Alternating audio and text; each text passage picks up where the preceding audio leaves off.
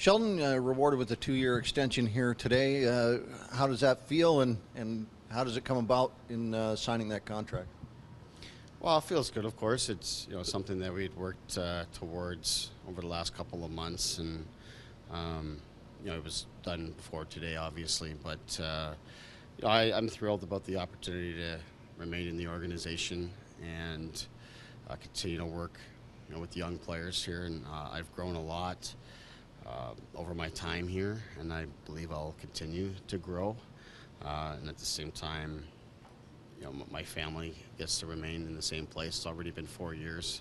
That in itself is rare in this business. So to be able to continue to be here is something that was important. And at the same time, the people that I've been able to work with here have helped me a great deal, and just, really believe in what's been happening and what's going on here, and grateful to have the opportunity to remain a part of it. One of the great pluses of this, the fact that the organization continues to replenish you with good players. Of course, all the resources are here, not just in players, but whether it's human resources or financial resources, the things that we need to succeed in developing Maple Leafs and developing competitive Marley teams are here. So because of that, I've always looked at this as the best job outside of the NHL, and I think those that are in the business and across the American League agree to that. I've had a number of people that I've spoken to that feel that way. So I recognize just how much of a privilege it is to have this job. And as I say, the most important thing for me is that I feel I'm growing every day, and it's through the people and the players that I have around me. One of the narratives has developed over the last 2 days, a team that overachieved in the playoffs. What was your assessment of how this team achieved in the playoffs? I feel like we could or should still be playing today. I feel like we left something on the table there, and that's just through the natural competitiveness of myself and of our group, our leadership group especially. That was the theme that came out of the meetings that we had with our guys today. But when you look big picture, we faced a lot of different obstacles and adversity this season. Didn't get off to a good start at all. Didn't clinch a playoff spot till right near the very end of the season. Went up against one of the league's top teams in the first round in a short series, and found our way through that. So there's a lot to feel good about with this group in particular. When you sit down today with all the players individually, and you start to really reflect on the individual growth of the players, and the players are really what makes it possible. That's something you feel good about, and to be able to witness that and be a part of it is important. So credit to our players for continuing to work, continuing to be resilient, especially in the American Hockey League. It's a challenging level, to get players to push through obstacles when things are difficult, and this team never stopped and continued to grow.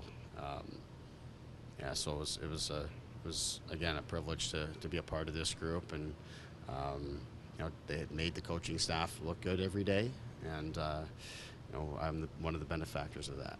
Trevor has talked a lot since returning from the Leafs about your role and the role that you've played with him.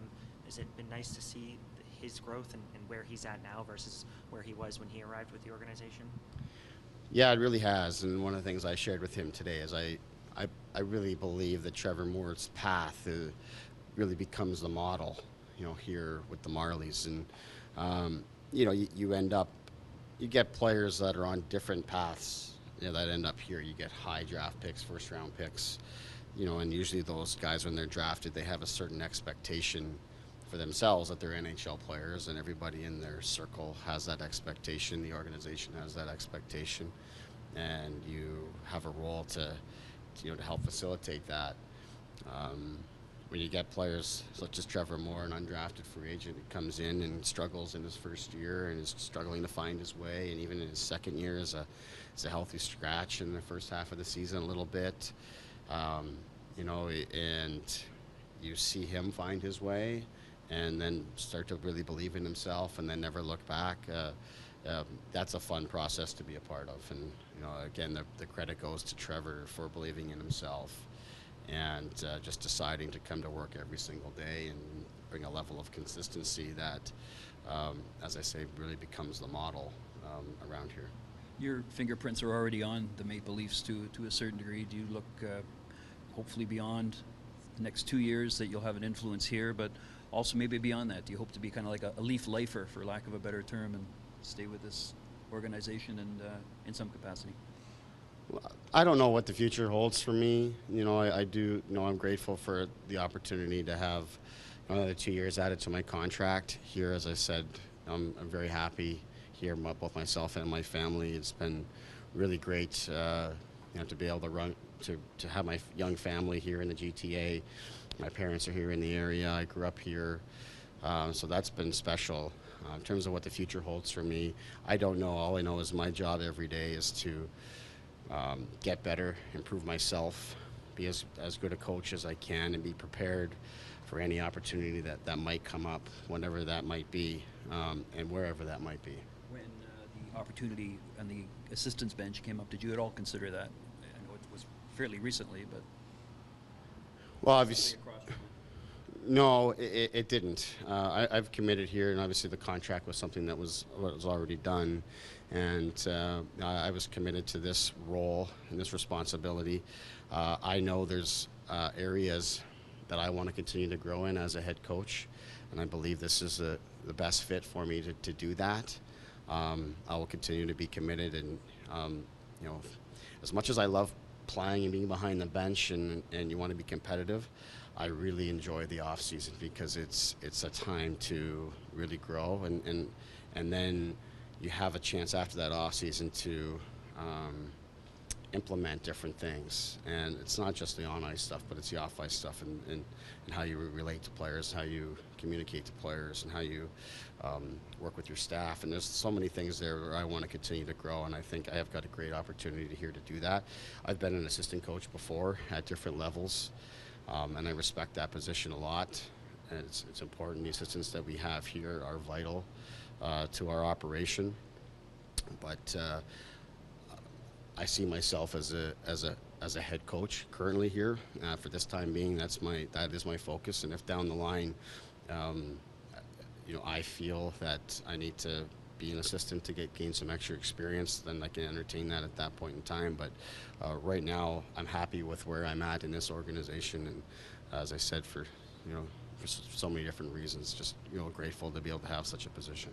How did you find working with Lawrence, and how difficult was the job that he had to do this year, given all of the player movement that you guys had to deal with? I enjoyed it a lot. I didn't know Lawrence very well, other than some brief dealings we had together when I was a player. But he came in under some tough circumstances himself, in an organization that's been rolling along pretty well and just won a Calder Cup. And I had such a close relationship with Kyle, but our relationship has grown greatly since we've been able to spend more time together, and since we've been able to experience such a up and down season where we dealt with so many different things. But I've really learned to value his wisdom and his experience. He has a story or an example, it seems, to match anything that comes up, and how he's dealt with it in the past, or how different people that he's worked with, different coaches or different players, and how they've handled different situations. So that's tremendous experience and wisdom, as I say, that I can fall on. But also just his dealings with our players and dealing with agents and things to help us through tough times was valuable this season, and I'm looking forward to now with having a little bit of a longer off season to be able to continue to develop that relationship, and look forward to seeing the plan that the Maple Leafs have in place for next year's edition of the Marlies. Showed a lot of Engvall to transition into that center role, and he seemed to really enjoy it. Seemed to enjoy the defensive side of it, especially. How did you see him grow into that? Well, what allowed him to, first of all, was an open mind. He needed to have that, needed to accept the responsibilities that come with playing center, and he did that. Then he has the skill set. He's such a great skater, and he's a big, strong guy that the extra physical confrontations in the face-off dot or down low in his own zone were not an issue for him. And in fact, I think it really helped his game, and that's part of what we spoke with today when we met with him, is he felt more engaged in the play because he was constantly having to battle for position, constantly having to skate the full length of the ice. He was more engaged in the play, more involved physically, and it helped him in all of the other areas of his game. So, an open mind and definitely the skill set that he brings, we thought was natural to give that a try, and we had planned on it throughout the season. We were just waiting for the right time, and then when that time materialized, he showed very quickly that he could excel in that position. So we were happy to add that to what we thought was, just a nice defensive foundation that we were trying to develop in him this season. It looks like the Leafs blue line might have some openings next year. You have two young players in Liljegren and Sandin. I mean, do you see them as being, with a good summer, capable of making the jump and pushing next season? And what would they need to do in order to push, do you think? Well, as young players, they need to have a great summer, of course, and continue to get stronger. All the things that all young players need to go through. They're very young guys, so I don't think it's appropriate or fair to put any sort of expectations on them other than to give them an opportunity to show what they can do and see where they're at. What I will say is the development of both of those players have really been sort of a launching point of our team. And there's so many things that fell into place, but Liljegren coming back from his injury the way that he did and blossoming as to being such a responsible and reliable defensive player to go with the offensive attributes he has, that helped us tremendously.